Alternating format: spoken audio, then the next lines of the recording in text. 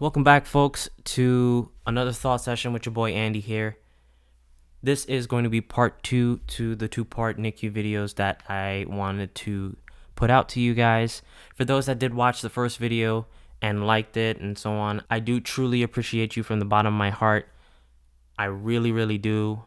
Especially if you did share that video as well with any new mom or new dad that has the unfortunate news of having to go into the NICU with their child. This video is going to be some tips and overall mindset that my wife and I learned during our time in the NICU. I understand that there are some folks that, may have had a different, more positive experience with the NICU because they were a little bit more prepared and so on and so forth. And to them, I say kudos to you. That was a difficult time for you, but because you were given the information before and prior and you were prepared for the NICU, it probably made your NICU stay a whole lot better. For my wife and I, we were unprepared. We did not know a single thing, and we were just dumped into the NICU. And I'm targeting this video more towards people like that, more towards parents like that, because it is a dire time. It is a dire situation. You were unprepared for it. And again, like I said, these are just some tips and overall mindsets that my wife and I kind of adopted as we were in the moment in the NICU in that situation. So without further ado, I got about 10 tips that I'd like to go ahead and share with you guys. And the first one is going to be breathing. That's the first tip.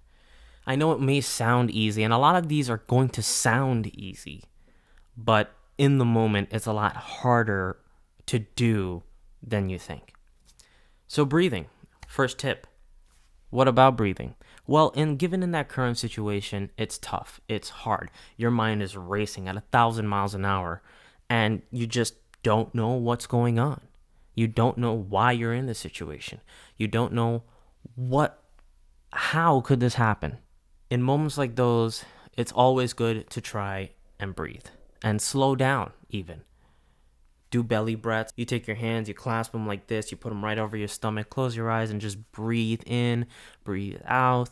Feel the stomach going out, feel the stomach coming in, just to focus your mind on that.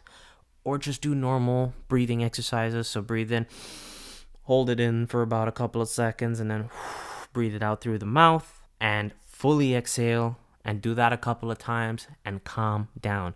Do the breathing. Why do you need to do this? Because when you're in that moment, doctors and nurses are going to start flooding you with information, and you need to be able to understand all of that information, which leads me into tip number 2, note taking. Now, this is going to be 50-50 for some, and what I mean by that is some people would like to take notes on their phone, and some people are old school like me and prefer to write your notes down in a little black book. Now, yes, I did have a little black book with me because the information that I thought I was going to write down was basic newborn information, and then we would go home. But that little black book came in handy for me to go ahead and start jotting down all the information that we were trying to get from the NICU and all of the information that was incoming from the NICU.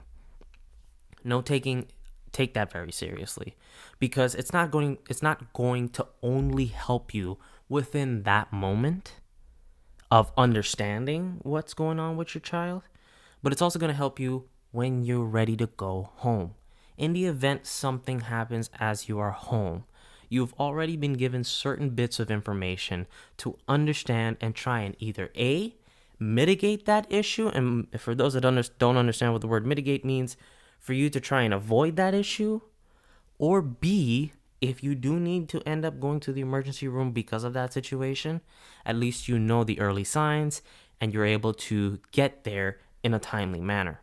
Notes are super important, so please make sure you take down as much as you can. Number 3, another easy one, eat. In the moment when you are feeling all of the emotions you feel, sadness, depression, the whole 9, when you're being flooded information left and right by nurses and doctors, you're hearing the beeps, the clicks, the this, the that, it can be a tense and stressful situation. Nearly traumatic, post-traumatic stress, postpartum for the women, it is stressful. You're going to forget to eat. I know I did. I know my wife did. Even though there's a cafeteria downstairs, even though we were reminded multiple times by the nurses, hey, you should go downstairs and get something to eat. We weren't paying attention. We wanted to be there every single waking moment with our child. But then we got hungry. Stomach started to growl. minds weren't focused, we weren't in the moment, and that's when I realized that, you know what, we really do need to eat, and we really do need to maybe pack snacks next time, or just do something in order for us to stay fueled and sustained. Because when the doctor comes in and the doctor's trying to give you information, and all you can think about is going on inside your stomach, it ain't helpful. It's just not. Find a way to eat. I understand it may be a little bit hard in a sense for both parents to go downstairs and try to get something to eat within the hospital, but it's a necessity. It's not a crime for you to go downstairs and take 30 minutes to decompress a little bit and find something to eat, sustain yourself, and then head right back to the NICU so you can be there for your child and so you are able to pay attention to what's going on. It kind of leads me into tip number 4, which is to decompress. Decompressing was truly one of the hardest things. Now, what do I mean by decompress? You're going to spend practically the whole day in the NICU. At least my wife and I did when it was our time. And it was so stressful because, like I said, you're hearing the beeps of the machines, the clicks, you're hearing this machine go off, that machine go off. You're seeing things, you're seeing other children. You got all of that information coming in on top of blood test results coming back, nurses talking to you, doctors talking to you. In our case, because we had a procedure that needed to be done within the first 10 days, I had a lot of signatures to give and information to read and so on and so forth, and it was an immense amount of things just flying towards my wife and I. And as we left for the day, it was imperative. It was so important to find a way to decompress. My way to decompress was to watch documentaries on Nat Geo via Disney Plus. That was the way I calmed down. I watch all of the Egyptian stuff. I watch all of the, circling the globe for treasure and this, that, and whatever stuff that they have on Disney Plus, and that calmed me down. That brought me back. That grounded me a little bit, and it got my mind to not focus so much on what was going on. And I think also part of the reason why, we were able to decompress a little bit more was due to the Ease app. I mentioned it in the last video. I'll pop up the, screenshot somewhere here on this video as well. The Ease app was huge. Just please look into your NICU and see if they do utilize the Ease app. It's game changing, and it is something that is able to allow you to go home, because we were able to get pictures and videos of how our kid was doing through the middle of the night. Putting that to the side, finding ways to decompress, my wife decided that her way was to go ahead and listen to music or watch some of the Indian stuff that she likes to watch. And like I said, mine was to go ahead and watch documentaries. It was a way for us to calm down and just get grounded a little bit. You want to be able to decompress, because if you don't decompress and you're in a constant state of stress sleeping, as I call it, or maybe that is the actual term, maybe it's out there, who knows, whatever the case is, stress sleeping sucks. You are in a constant state of overthinking, and the next day is going to be horrific. You won't be able to focus. You won't be able to listen to the doctor. Why? Because you went night-night, okay? You went night-night on the recliner in the NICU because you were just overstressed and stress sleep. And then you wake up all tense still, tension in the back of your neck. It sucks. It truly sucks. Find a way to decompress. Tip number 5, keep family interaction at a minimum. You only want your closest of close, immediate family members to know. You do not want any extended family to know at this time. You can tell them later, but at this time in the NICU, no one needs to know except for your immediate family. Why is that? Because while sympathy texts may make you feel better in a given moment, too many sympathy texts can be so overwhelming and so distracting. Because it happened to us in the middle of the doctor telling us whatever he needed to tell us. We were getting a phone call. I was. And I was like, okay, you know what? Cancel, whatever. Put it in my pocket. Phone call again. What? No. Cancel. Go in the pocket. Third phone call from the same person. Answer the phone. Just like, well, what happened? Oh, are you doing okay? Da da da. I'm in the middle of something with the doctor. I will call you back. Keep it to a minimum. It leads me into tip number 6, which is to have a good support system. You can't do this alone. I promise you, you may think you're strong, but you cannot do this alone. Okay? Have a good support system. Keep the most immediate of immediate families with you. And if you have to tell your best friend or closest friend, go ahead. Why? Because these are the people that are going to go ahead and keep you grounded. They're going to tell you everything is going to be fine. They're going to tell you that you're going to be okay. And you just want that kind of support system. You want people to be there for you when you need them the most. I was not so fortunate. I mean, I had my family with me, but I didn't have no friends to talk to. I do have one close friend as of right now. But back then, him and I weren't close, and I kind of didn't have anybody to reach out to. So it was stressful. It was stressful for me. Thankfully, my wife has her friends. She was able to reach out to her closest best friends, and she had her parents and her sisters, and it was a little bit easy for her to be able to cope during that time with that support system. So kudos to her, good for her. It was a good surrounding. It was a good surrounding. Me, I had my parents, I'm thankful for that, and I had my grandma, I was thankful for that. Couldn't ask for anything more. Well, could have had a friend or two, but I digress. Tip number 7, and these last remaining tips are going to be centered and focused around our child, or your child in this case. Tip number 7, reading. How can I explain this to you? Reading is such a fundamental thing for a child. Bar none. There is no bar. Reading is the top of the top. Now, you may be saying to yourself, well, what's the point of reading? The child may be sedated, the child may not be active enough, and so on and so forth. I promise you, read. Maybe not the first day, maybe not the second day, or maybe not even the third day for some. But I promise you, eventually, the more you read, the more your child interacts.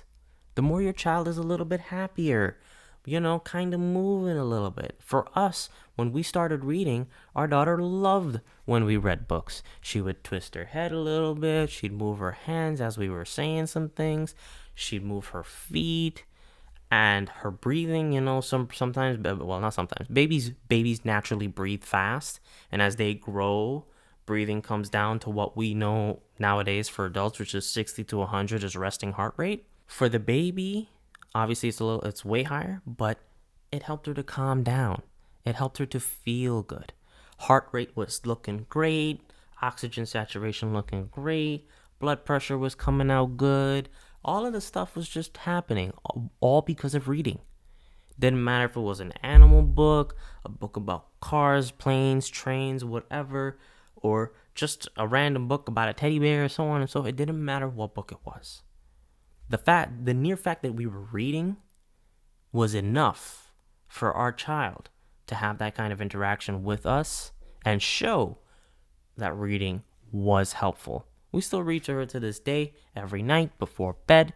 It's beneficial, and now she's cognitively aware, where she just wants to touch everything, look at everything, and it's great. It's beautiful to see. Tip number 8, this one again, easy to say, hard to do in the moment. Care for your child. For certain children in the NICU, it's harder than others.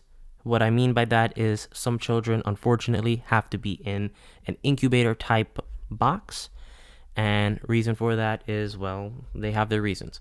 But because they're in there, physical touch and so on and so forth is very, very much hindered. Fortunately for us, we weren't in that situation. Our child was not in need of that, and we could touch her. We were able to, caress her face a little bit. We were able to touch her stomach.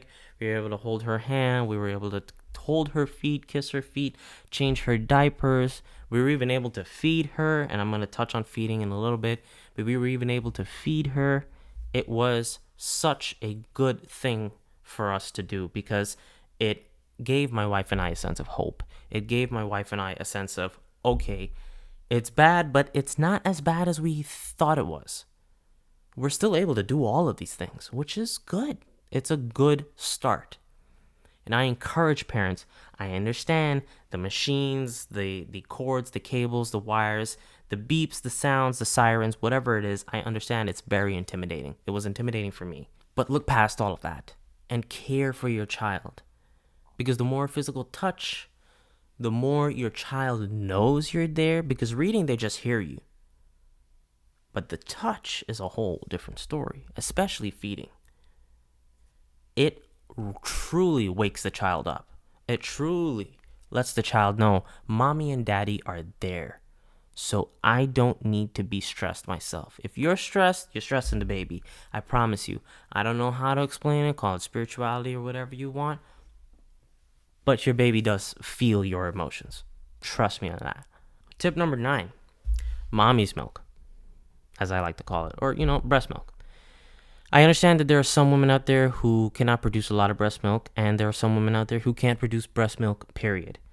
For those moms, don't worry. Most NICUs, if not all NICUs, do have a breast milk bank of sorts, where mothers who can still produce breast milk, who have that gift to still produce breast milk, those mothers donate their breast milk to the NICU.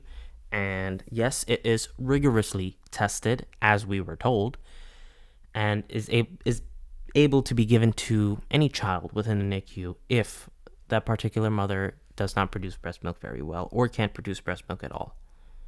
There is a sense of hope, and that feeding interaction is stupendously important. My wife was fortunate enough to be able to produce breast milk, colostrum all the way up to breast milk.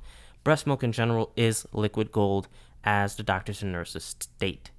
It's amazing to have for the child. I promise you that, okay? I know for a fact that it was because of pumping all that breast milk that sort of reduced the impacts of postpartum on my wife.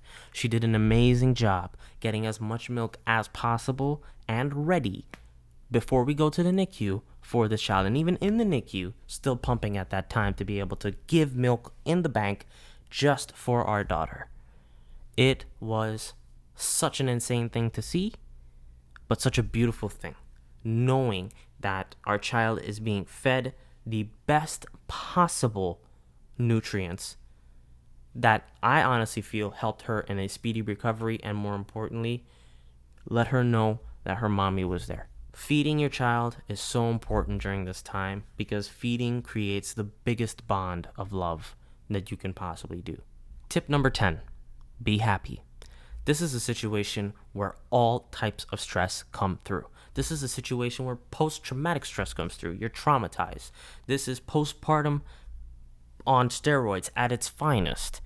This is a difficult, and I mean extremely difficult situation. So how can you be happy? You have to find a way. We found a way for us to be happy. We found a way for us to portray that happiness, that laughter, that goodness to our child. Like I said, call it spirituality, call it the supernatural, call it electromagnetism, I don't care. A baby will always be able to feel and tell the emotions of their parents. It's a guarantee. The happier we were, the more peaceful our child was. The more peaceful our child was, the better her blood work came back and all of her results came back. The better her results came back, the faster she recovered. The faster she recovered, the quicker we got home. And that's the ultimate goal, to go home with no worries, no anxiety, no nothing. It's going to be hard. It's going to be tough. And there are going to be so many things that can beat the happiness right out of you.